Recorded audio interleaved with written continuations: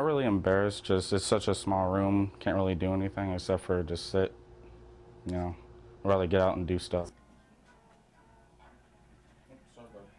I just worry about my family more, I guess, about all the situation, I guess.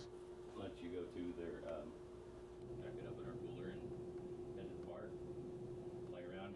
Just about everything I got. Not being able to do our laundry on a regular basis,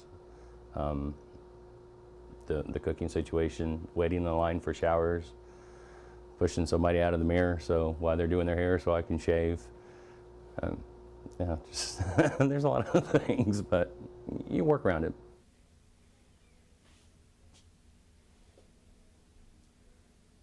Unigender, like a jacket a girl or a guy could wear. So this is definitely a huge improvement, and I've just seen it grown. Like, we didn't have toothbrushes like this. They get donated from dental offices and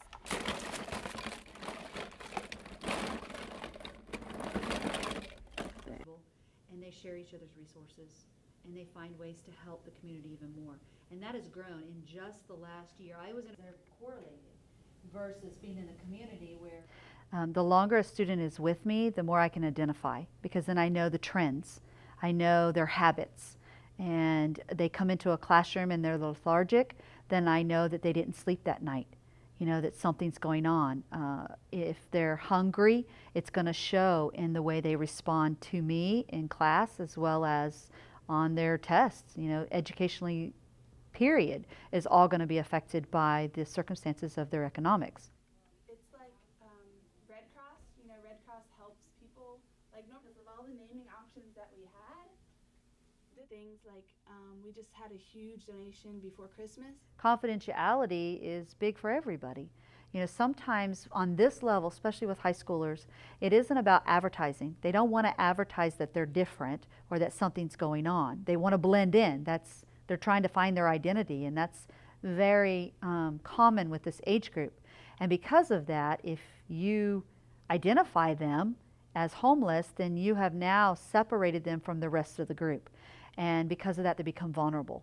So confidentiality plays probably the biggest key in meeting the needs of a high schooler, or at least getting past that front door to getting them to trust you.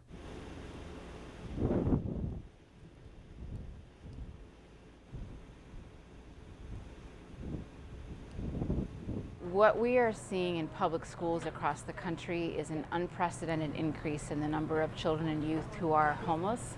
We've seen since the 2006-2007 school year a 38% increase in the number of children that public schools are identifying and serving as homeless. So really we're looking at unprecedented growth and severity of homelessness among children and youth in our country right now. So this is what you guys do when... We're putting the little one down to sleep, yes. I don't think we'd win any awards for being the quickest at it, I can tell you that. Do you consider this bonding time with your son? Since you can't really do too much of it in there.